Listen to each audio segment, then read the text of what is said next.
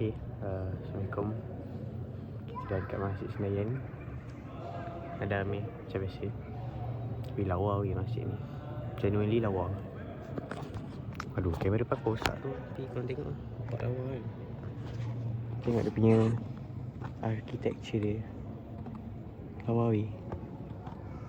Dia punya ketinggian tu aku rasa memberi efek yang sangat tenang lah.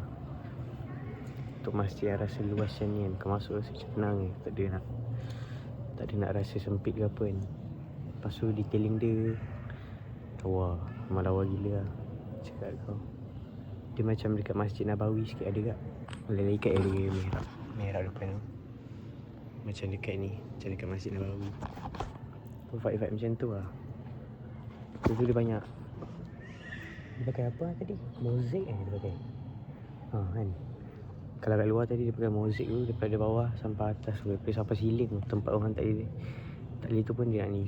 Kiranya nak kata dia sambung sampai habis lah. Gitu lah dia. Dia jaga semua dia lah. Lawa lah. Kalau kita tengok detail elok lawa je. Lawa gila kita tengok yang ada line biru kat sebelum siling tu kan. Ada ayat Quran. Banyak ayat Quran dia. Lighting lawa. Pakai aircon. Tak senyap pun masjid ni. Tak ada dengar bunyi aircon. Tak ada dengar bunyi kipas. Aman lah. Facility dia bagus. Takat ni aku rasa okey. Tapi lagi kita pergi luar, ambil gambar luar pula. Dia rasa macam tahu lah, rasa tenang lah. Nak cakap dia tu ada Masjid Senayan.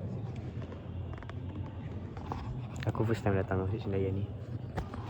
So nanti kita jumpa balik masa buka puasa.